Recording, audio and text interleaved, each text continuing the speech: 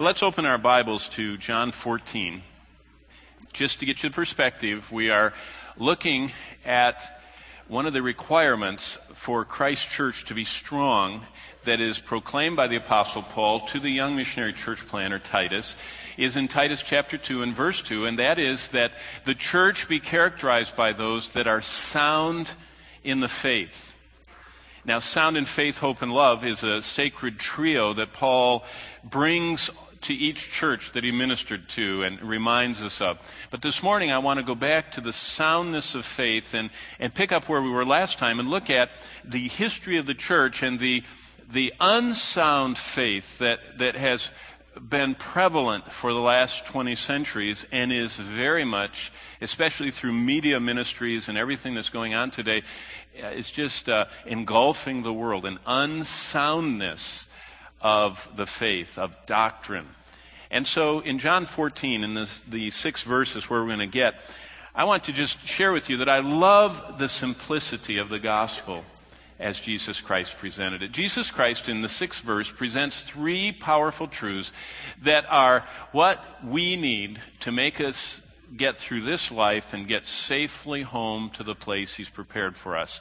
And sometimes some of these powerful verses they just go by so fast we don't stop and think about them. So I'm going to use the truths of John 14:6 to put a frame around what sound faith should look like and how to defend ourselves against all the error that Satan is pumping out voluminously around us.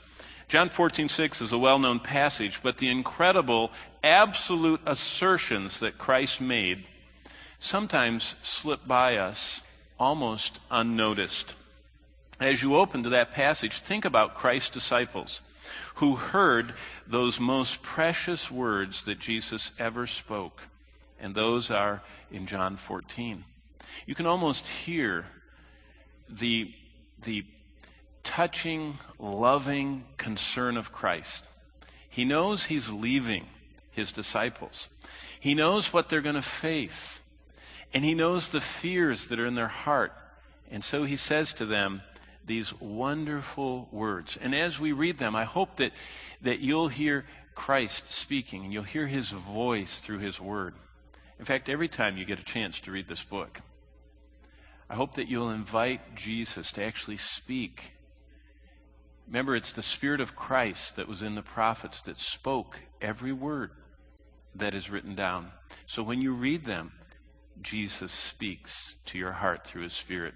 John 14:1. Let not your heart be troubled.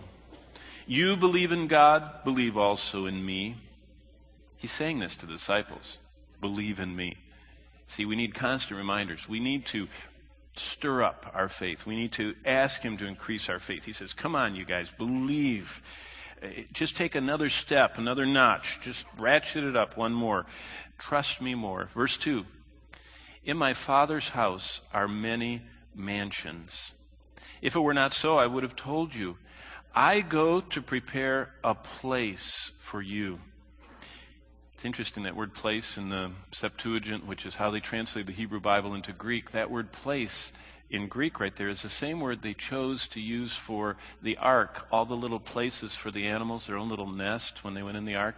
What Jesus is saying is, I'm preparing a little spot that's just for you. You know, the dinosaurs had big ones and the little hummingbirds had little ones, and Jesus knows just what we need. So He says, I'm going to prepare a place for you. Verse 3, and if I go and prepare a place for you, I will come again and receive you to myself, that where I am, there you may be also. And where I go you know, and the way you know. And aren't we thankful for Thomas?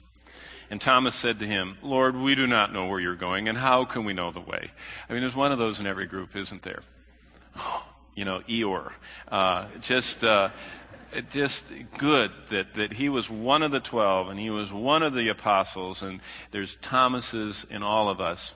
And verse 6, here is the incredible, powerful truth of Christ's assertions. In verse 6, Jesus said to him, He said to the doubter, he said to the man who was struggling, he said to the realist, the one that reflects the struggle that we all have, he said to him, I am the way.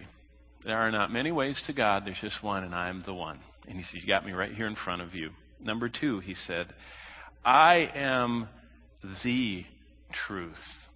There's lots of truth floating around out there, half-truths and mistruths and false truths, and I am the truth. And I'm right here in front of you, he said. And I am the life. Don't get all worried about how I'm going to get you there and what I'm making for you and how you're going to get from where you are to where I am and just where I am. He says, I am the life. If you know me, I'm right in front of you. You've got it all. I mean, it's just incredible assertions Christ made. No one, at the end of verse 6, comes to the Father except through me. Wow.